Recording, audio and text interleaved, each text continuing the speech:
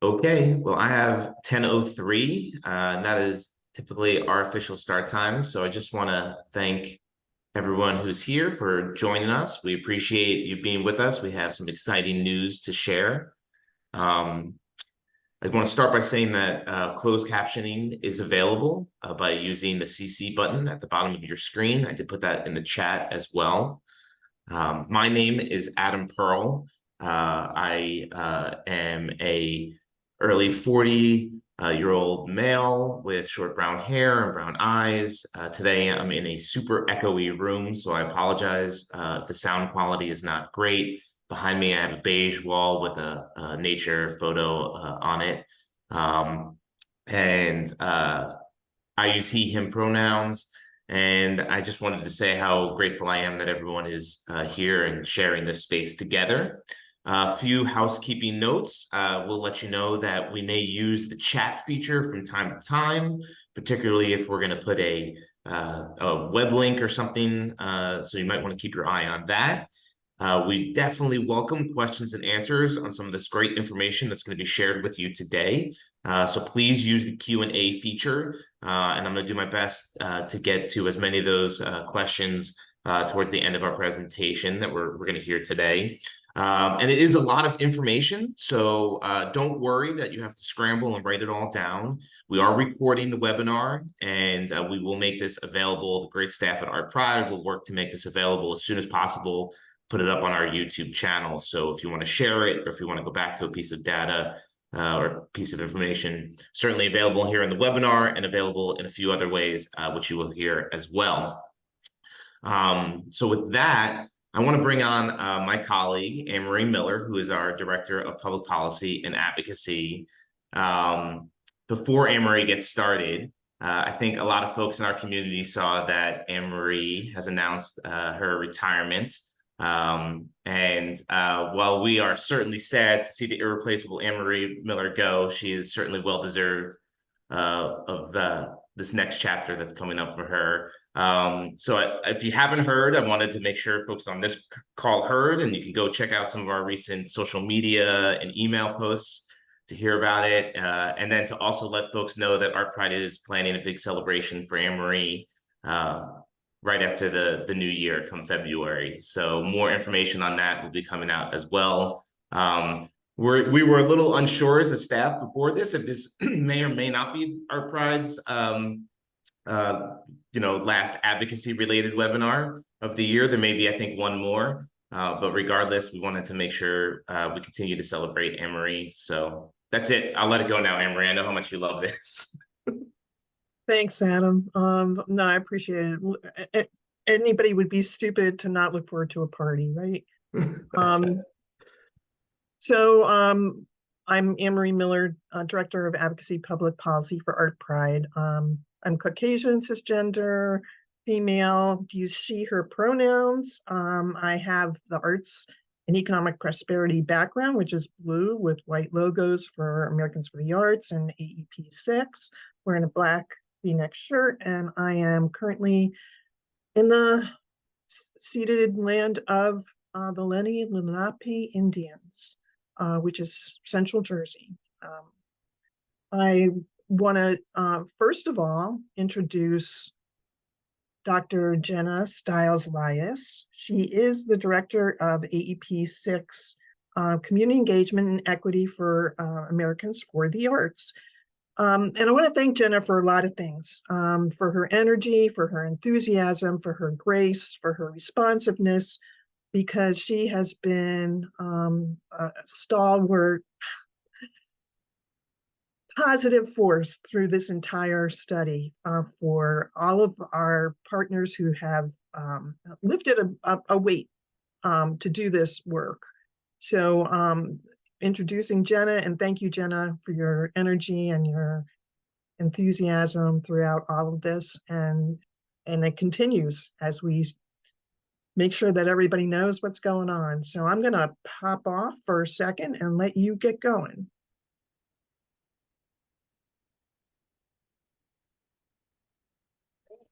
Thank you, Anne-Marie, and I see in the chat we have some other New Jersey partners in the building. Super excited to be here. I can't imagine doing this study without New Jersey because you all are a hub of arts and culture that I learn about more and more every day. And I am so excited to be joining you. My name is Dr. Jenna Stiles-Lias.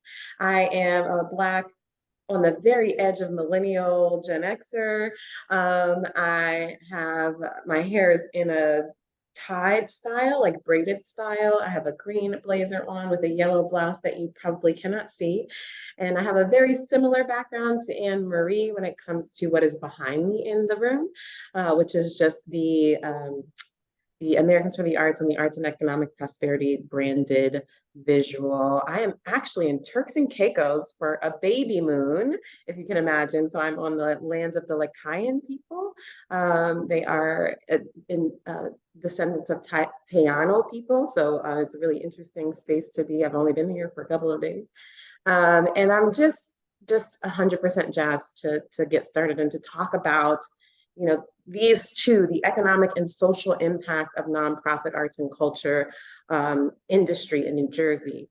And I want to say that the economic and social are only two, as my colleague says, two quivers, two arrows in your quiver of arts advocacy work.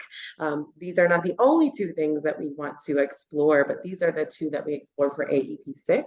And we're really excited to talk about it because that's even one more than we have in the past. So I'm really excited to go deeply into the rest of the study as well. Next slide. So with AEP6, I talked a little bit about how we've done it differently. And one of the ways we are doing it differently and continue to try to do it differently is to think about research data, yikes, from a non-transactive transactional space. We're thinking about it people-centered. So I want to start with me, right? I'm more than just a data nerd talking head. I'm a person. I'm a deep and living person. I have been here at AFTA for about over a year. I'm an actor person myself, singer, dancer. I'm a sorority girl, if you're into that sort of thing. My family's deep into it. I love changing my looks. Even last week, Anne Marie saw me in a different hairstyle. Every time you see me, you might see me differently. I got married, became a homeowner, had a baby, and finished the doctoral program within 3 years. I don't recommend it. It was a crazy time. I have a little girl who's in the antlers over there. And my husband's great, and I'm expecting number two. And Beyonce is my favorite artist of all time. We can't debate it; it's true. But speaking of Beyonce, I mean Taylor Swift and Beyonce have had big years. So if you have any context of like when you talk about arts and culture, economic impact, that's been in the news a lot because of those two women who've had really brilliant summers. So, anyways, that's a little bit about me. We always want to center people in our research, so it's helpful to what I like to term now is get your cues from the people that you work with, connect or get some context, understanding, and empathy, and that's how we start our work. This is a huge study, the biggest study that there's ever been for this project. A special thank you to ArtPride New Jersey for taking this on behalf of the entire state, and to all of the local partners within New Jersey who were boots on the ground, who worked really, really hard. It's great. But the larger national story is 373 regions, all 50 states and Puerto Rico, with populations ranging from 4,000 to 4 million. And what we've learned is that even in those smallest rural towns, there is economic and social impact that's happening just through the arts and culture in that area. And so more about the study. We only included nonprofit arts and culture organizations in this study. No Beyonce, no Taylor Swift, no Broadway, all vital to the culture ecology. However, just beyond the scope of this particular research project. And you might ask, well, why nonprofits, right? Like, what about them that's so special? Well, when you think about government funding and philanthropy, dollars invested from public, folks want to know what's the return on investment beyond, right, the feel goods, the quality of life. What do we get back? The last beautiful part of this project is that we take a really conservative approach, conservative and reliable. This study has been going on since the 90s. That's why it's number 6. It's been happening a number of times. But the reason why people come back and the reason why it's so successful is because we only include data from organizations that provide it. So we don't make any estimates for the non-responding organizations. We ask for a major oversampling across each of the partners so that we get that really robust amount of data that we need to really do some of the extrapolations that we do. And then finally, we customize input and output data for each particular community, because there's so many different ways to spend a dollar in so many different communities, and how long that dollar goes or how far it goes is very unique to the community. So we do all of that on purpose. And so here we are in New Jersey. Let me see if I can get my dot to behave. There we are. Hey, y'all. Excited to be here, even if I'm not right there. We're just excited to share the larger national impact story. So from national perspective, we surveyed 16,399 organizations from a national perspective, and we collected from a national perspective 224,677 audience intercept surveys. So that's a lot to get to some of the bigger numbers that we have on a national perspective. But we're here in New Jersey, and you might ask more questions like why, and I'll let Anne-Marie take that. Yeah, Jenna, you can take a breath. It's like, I thought it would be why is a good question, because why do this again? We've done 3 economic activity studies in the past. Why do it again? Because the last one took place in 2017. And, the second bullet point goes without saying, our world has changed dramatically since then. And this study is different in that it has the social impact as well as the economic impact. And we were really interested in that, including the stressing the importance of inclusivity and participation by BIPOC and ALANA organizations and individuals.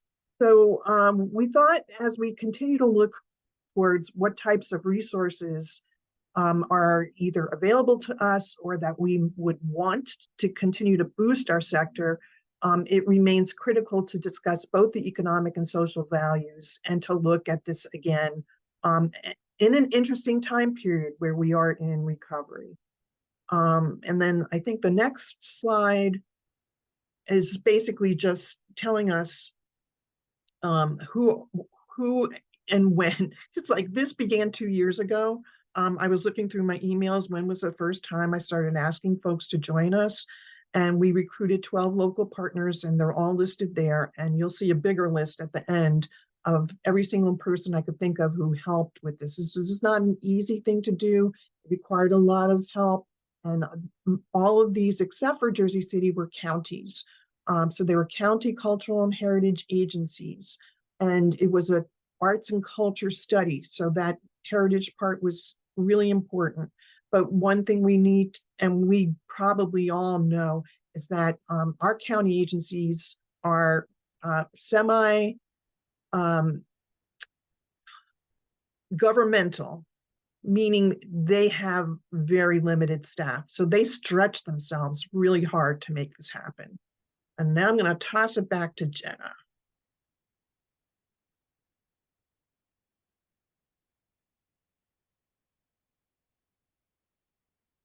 Thanks, Anne-Marie. I was looking for the unmute button. I appreciate all of the New Jersey perspective and all of the partners that are listed here.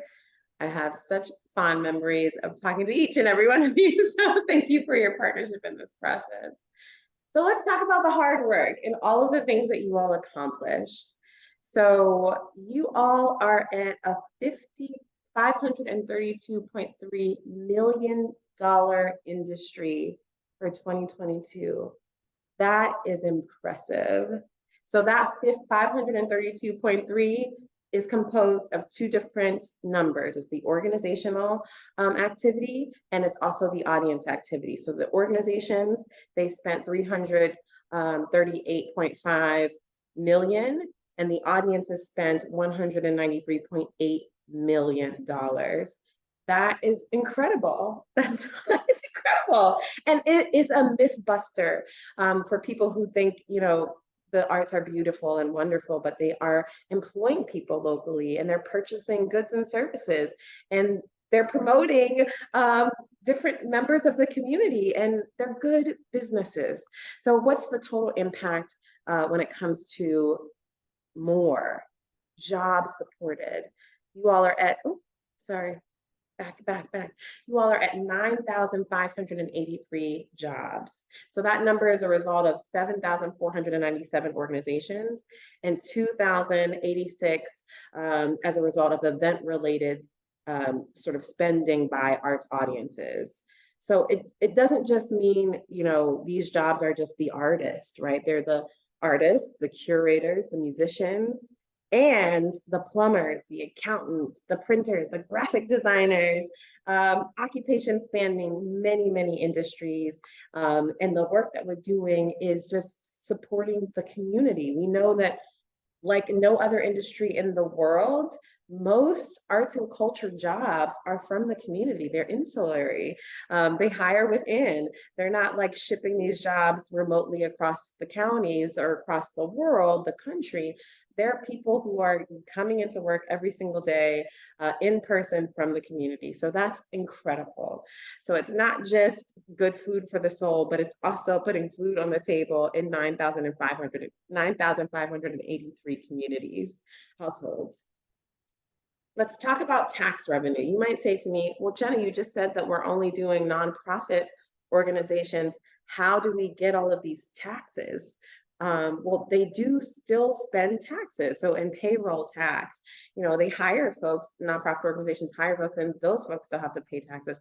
They buy things, and those things have taxes tied to them. And so think about this, $116.9 million that the whole government tax revenue, federal, state, and local, that's the providing, that's the outcome, that's the investment outcome, right? Small investment, huge returns.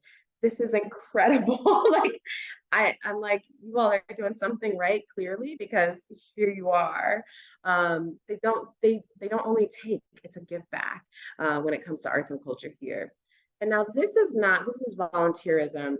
And we know that volunteerism was hit harder than they have been in the past, especially in this COVID time where folks didn't necessarily want to volunteer as much as they have in the past, or were scared to.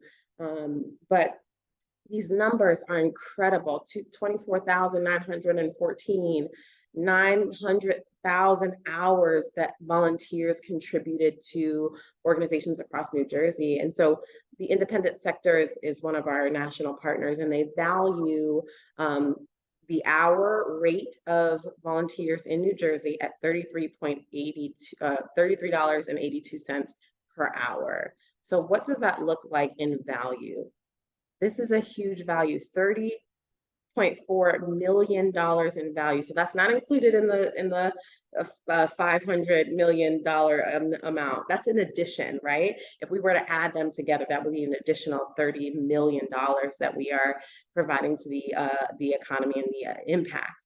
But they volunteered this time. So shout out to all of those volunteers. 520 organizations participated in this study for New Jersey. And so that's a huge amount of people who have been engaged in this work for New Jersey as volunteers. A lot of talking about the volunteers, but now let's talk about how many audience surveys. I already said 520 organizations. You all collected 7,875 audience intercept surveys. So for folks who don't know, to be clear, this project has to happen boots on the ground. We don't send an email after. We don't put the QR code on social media. Surveys are collected from partner organizations, their volunteers, their staff, their board, whoever they can get to go into these events and performance venues and talk to people to get them to complete the survey. Now, when you consider all of that, plus COVID survey fatigue, this is a huge number of people who surveyed, lots of work on behalf of the partners who participated. And I think it's yielding a really robust result that will allow us to really find really rich findings in that. So let's talk about what we found when it came to the audience intercept survey process. So there's that big number that you all spent, $500 million, right? The audience impact, which was like 100 something, was $32.68 per person per event. What does that mean? That means outside of the cost of admission, right? And that could be anything from free to 50, 60, 70, 80, hundreds of dollars. People spent $32 on average over that cost. And it's interesting to see that, you know, how they broke down that cost. $15 for food and drink on average. Shopping for clothes and retail were about $7.76. Supplies and groceries about $2.80. Because some folks are, you know, I'm not going to buy food at the venue, but I'll bring my groceries. We'll have a picnic. It's outdoor concert. Lodging and childcare. Childcare is 56 cents. Well, wait a minute, let's pause. I just want to make sure that we are aware that this is averages here, and not that you are paying 56 cents for childcare, because if you could find 56 cents childcare, I'm not sure you should send your child there. These are averages that, you know, not everybody has that cost. Not everybody has to pay for childcare. So I just want you all to be mindful of that as you're writing down your notes. Lodging, $1.58. Again, nobody wants to pay a hotel for that. And then other, $1.13, and transportation, of course. Other, some folks ask me all the time, what does other mean? And they have various meanings that folks have written in the margins of the survey. But my favorite story is from my colleague, who said that one of the surveys that he read said that a farmer in Wisconsin paid $60 for somebody to milk their cow while they went to go see a show. So it can be all kinds of different ways to spend in that other category, but it's all becoming event related. And when you think about all other industries, the amount of event related funding for arts and culture is beyond any of those other sort of industries. It's huge. It's huge, and it's beneficial for what we are doing here. So I'm going to move on from here because I know I'm trying to get us all done on time. So here's where we are when it comes to audience local versus non-local spending. What we do is, in the survey, we've asked also for the zip code, because it's really important to learn not only our economic impact and social impact from a local perspective, but we also want to learn about tourism. How do tourists engage in arts and culture in your town, in your region? And it's really impressive to learn that you all are 92% local and 8% non-local. When you look at that, there's shouldn't be any judgment placed. Well, first of all, because no judgment on data right now. But second of all, when you look at the non-local and local from across the country, it's very similar. Folks were staying closer to home post-COVID. Remember, this was 2022 data. Folks were staying much closer to home. Folks who did come into town, though, that 8% non-local, let me tell you something, they were some spenders. So I just want to make sure that you know, when we talk about this local and non-local number, the locals are spending $31.17, which is not anything to like shirk at. That's still a lot of money. But the non-locals were paying $50.04 in coming to town. So the tourism industry, when it comes to arts and culture, is booming. And it's ripe for this kind of engagement. 75% of people, almost 76% of non-local attendees said that the arts and culture in New Jersey was the primary purpose of their trip, which is a huge advocacy stat. Right then and there, you could drop your mic. You could say, look, 76% of people came just for this event, or came just for my organization or my performance, which is huge. And so I just wanted to say that almost 60% more is what the locals are spending. And I need to make sure I don't have, oh, this is another stat that I want to just kind of drop as you all are taking notes or listening. 57.4% of the non-local attendees also said that this was the first time they had ever traveled to this event. So a lot of first timers who are coming to New Jersey for this arts and cultural event to spend money and to enjoy what's happening there. So I think that's a huge win for New Jersey. And I think you all are doing an outstanding job of doing really good quality work. Let's talk about the 8% of people, the non-locals. Within those 8%, they spent the $50, correct? But within those 8%, 7.6, so the majority of those 8% of people had to get a hotel room. And what does that mean? They had a lodging cost tied to that $50. So those folks were spending, compared to $50.44, they were spending $204.10 per person. So the non-locals who weren't who weren't getting a hotel room, they were spending $50, but the non-locals who were spending this big old number on the screen. So that is a huge, huge thing. And the data shows that that's what's happening. People are visiting. Americans, we took in a public opinion poll in addition to the AEP6 poll, and 79% of Americans, right? So not just those people who are going to arts and cultural events, because we know those folks. We know those folks are going to spend money, we know, but general Americans agree that the arts attract travelers, they attract tourism. 70% of people agree that arts and culture improves the image of community. So those are stats that help us tell the story of why there's value, why there's impact, why there's the need for more funding, more conversations, more advocacy around the arts.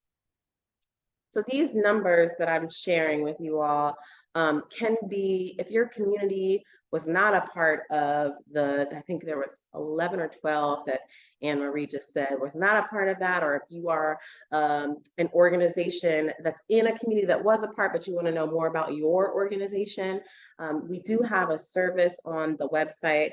It's linked here. It's the AEP6 calculator, but New Jersey has a deep, deep commitment to this work. And so they actually have a customized calculator.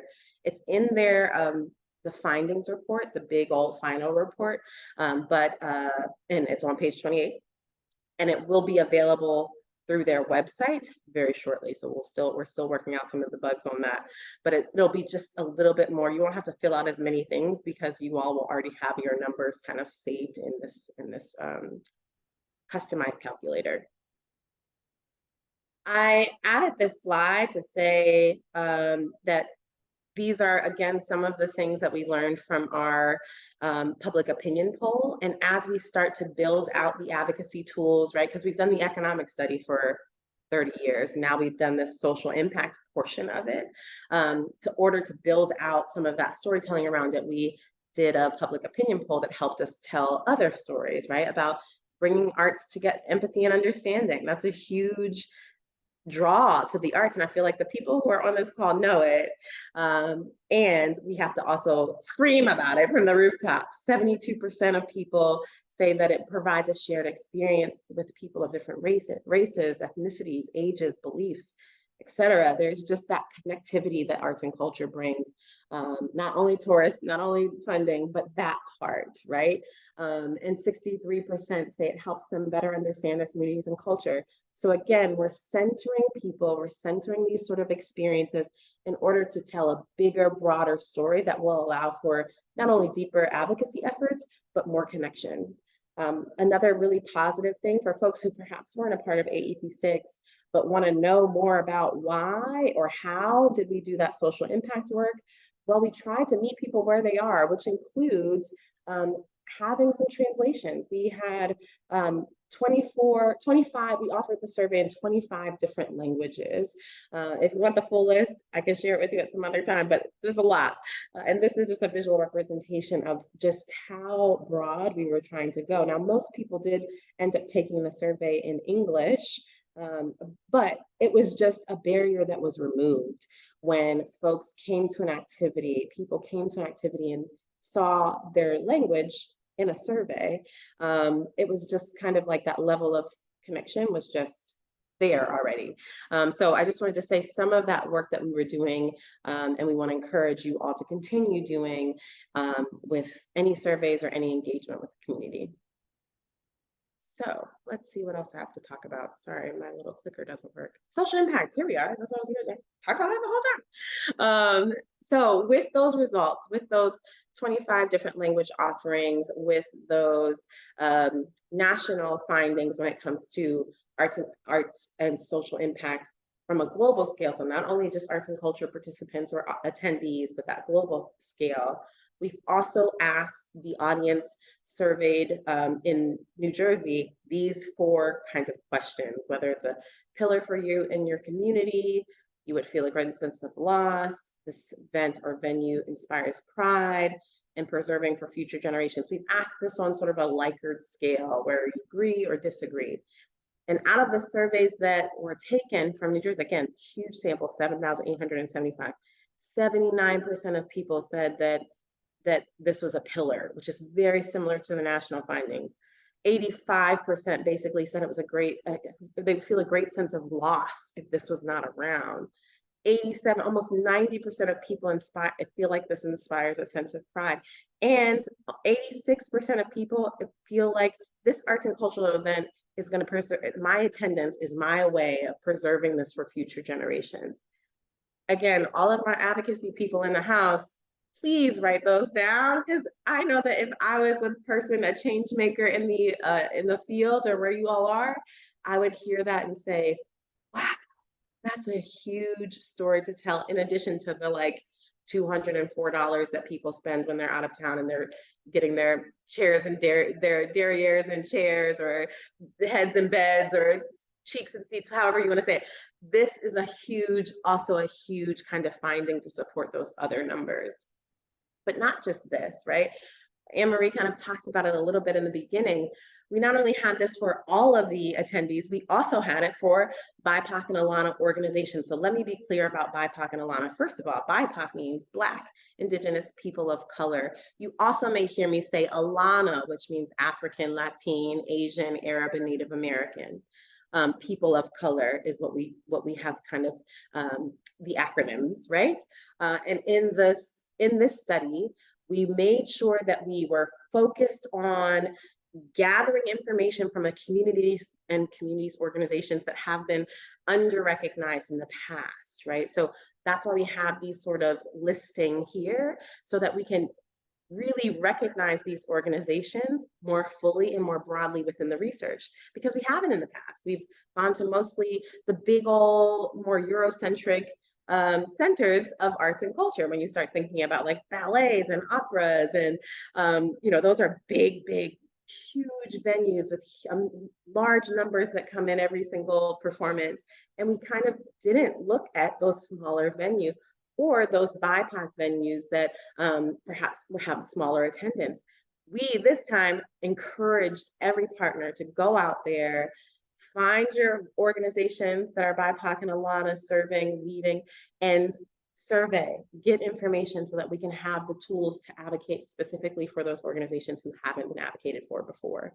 And what we've learned is that the takeaway is that they're very similar findings. So this also starts conversation for more research and more conversations about, is there a disparity in their actual funding, right? So when it comes to grants and things like that. So that's another conversation, but this is why we did this data, so that we can get more conversations, we can have more research, and we can make these advocacy efforts more as a group, a full group, with a full-throated support from everyone around. So I just want to say that, so in the BIPOC organizations, we're not talking about just BIPOC people, but the organizations, all people who support those organizations feel very similarly about their social impact responses.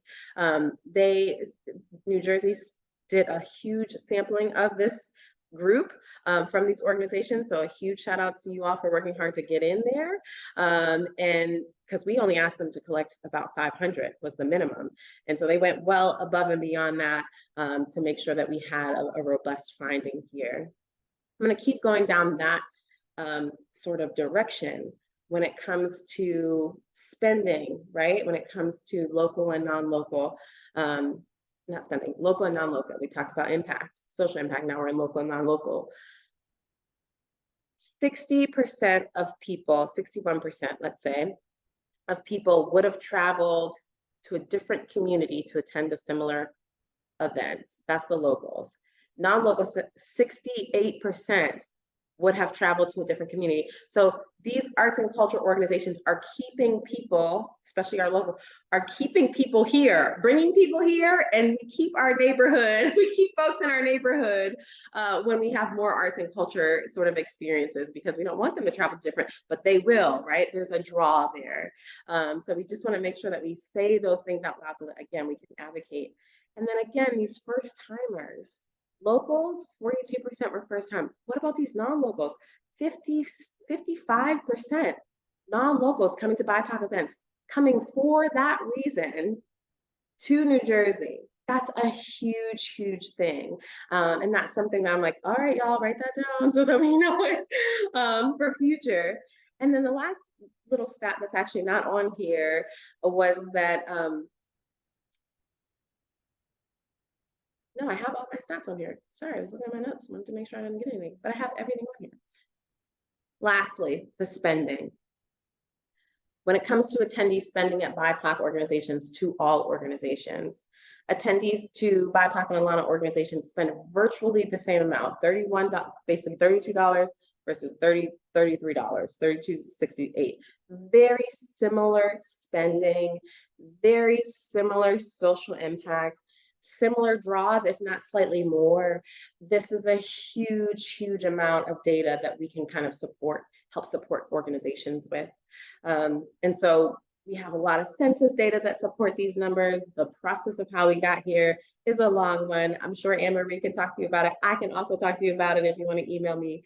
But it's a huge, huge finding, and I think it's really something that we should celebrate. I also want to say, in 2019, so this is some of the information, I'm just giving a little extra context. Some of the information that's in 2019, Americans for the Arts had a survey.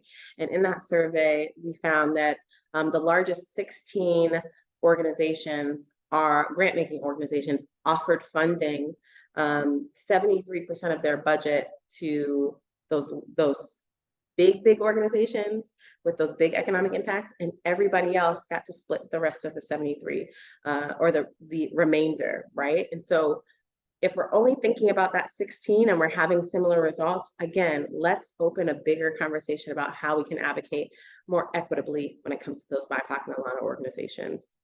So this is just a breakdown, some tables that have like, who were the demographics? How did we get there? We don't do any comparative analysis between BIPOC and non-BIPOC. If you looked, it's all about all organizations versus BIPOC and not non-BIPOC versus BIPOC, because that's very harmful. And we don't want to do more harm when we do this kind of work. So you can see these sort of ranges of demographics.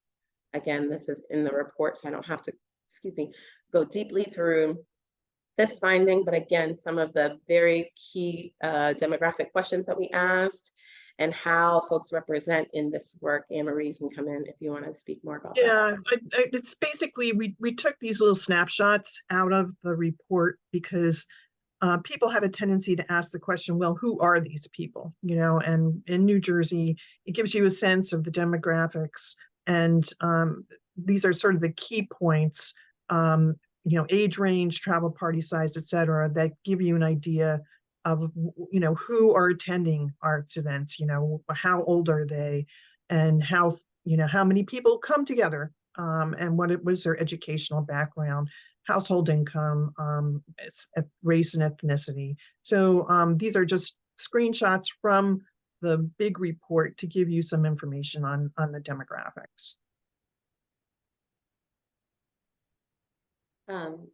Which is very helpful, obviously, because it's like, what is the landscape? So I do appreciate dropping these in here. And it looks, again, very similar to the national findings. So it's good because we can have conversations. Data means we can have conversations. And this is some of the conversations that we had as to how to engage with community. We provided some resources there when you asked, if you asked, well, how did you get to talk to some of these BIPOC and Alana organizations and make sure that you were doing it in the right way, in the best way, in the safe way? I don't know. Use whatever, insert whatever adjective that you want. But we gave tools to support the communities and the partners who engaged in this work, making connections. So first was just how to. And then when folks were like, Jenna, I don't even have a partnership or network to like even start, like it's not a Google search. We made another resource that was more geared towards how to engage with BIPOC and Alana communities, how to even find them and work through that, because like I said, it's not a Google search. And then lastly, we made a website. This is something that we're still working on, but it's a digital guide that talks about how to continue to not only make connections, but now let's break down barriers of resources, connectivity, and partnership. And so that is, if you're interested in learning more, there's a QR code, the one with the little dinosaur. And then there's also the website there to play around in some of those connection work. And if you are a partner, you know that this work is still going on. So we've done all of this equity work, we've done all of this social work. It's still going to happen. We have some partnerships going on in 2024 into 2025 that will continue to help guide these partners and guide these connections for the long term. Last few bits. Here's our national partners. The reason why I include the national partners is just so that if you go into an advocacy space, whether it be with your mayors, your city managers, business leaders, private funders, tourism folks, whether you go to like some of those like arts and culture spaces, or if you're just looking for BIPOC and Alana organizations, these represent all of those spaces. So you can't find a person or an advocacy partner that we don't have some sort of national connection with. And what does that mean, Jenna? Why is that important? Well, when you go to them, you can say, hey, Mayor, did you know that the whole United States Conference of Mayors supports this research and supports these findings? I think it would be a great idea if you committed as well. So that's a huge sort of thing. And you could do that with so many different partners because we have all of these national partners that are listed on the back of the report. Some folks may ask, well, what can I do? You can join AEP6 and learn more and have all of the tools and resources on the website. You can attend arts events and you can advocate, tell your story, talk to folks, government leaders, and all of the other folks I talked to you about just the last slide. And then join the Arts Action Fund if you really want to do some cool stuff from a national perspective. That is our sort of lobbying arts advocacy fund wing that does a lot of the boots on the ground advocacy work for the nation. And it's free. That's the end of my slide. I see like questions and things in the chat. So I have not been monitoring that at all. My apologies if there's something in there for me. No, we got you. Okay, Adam got me. My email's on the bottom, and Arts and Culture Build. Just that. Like it is arts and culture for arts and culture's sake. It is arts and culture is a business, and it's much more is what this slide is supposed to mean. So thank you. Huge shout out to Anne Marie, who's worked really, really hard, and Adam, and all of the folks at ArtPride for inviting me to be here today. Jenna, that was awesome. And I'm going to hand this over to Anne Marie in a minute, but I want to do my job here because I've been monitoring the questions. One question that Anne Marie did answer in the chat, but I don't know if everybody saw, which was that those demographic breakdowns are available for the local partners. And then I'm not sure where someone had asked during your presentation, whether it was in a private chat or the public chat, but we will also make this slide deck available to folks. So wanted to answer both of those. One of the one other question that came up, and then like I said, I'll pass it over to Anne Marie, is the spending. Barbara Bickert had asked when you were talking, I think it was during the portion where you were talking about the tourism spending, the non-local spending, if those spending dollars, those totals were still above and beyond the cost of admission. Yep, that is in addition to the cost of admission, those tourism dollars, absolutely, which is incredible. That's so mind-blowing. Again, a huge myth buster. Your dollars just don't go into a black hole of arts and culture goodness. They are booming for the economy. I know I'll be taking a big portion of this slide deck that we have here and sharing it as my part in a panel at the League of Municipalities conference next month. That's a tourism panel about tourism partnerships to really share with folks about the economic impact that's available when the arts and tourism work together. So I will definitely second that.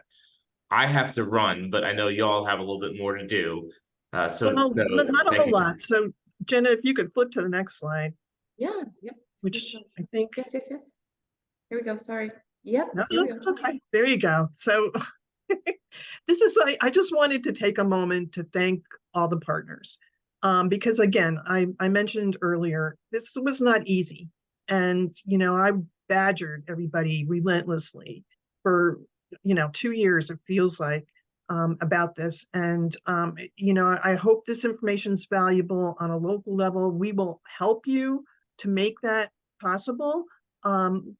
The website is currently being updated. It will have the calculator there, and it will have information for the 12 local partners. So those that were not involved in the study can use the calculator to be able to, make it this information useful to you on a local level.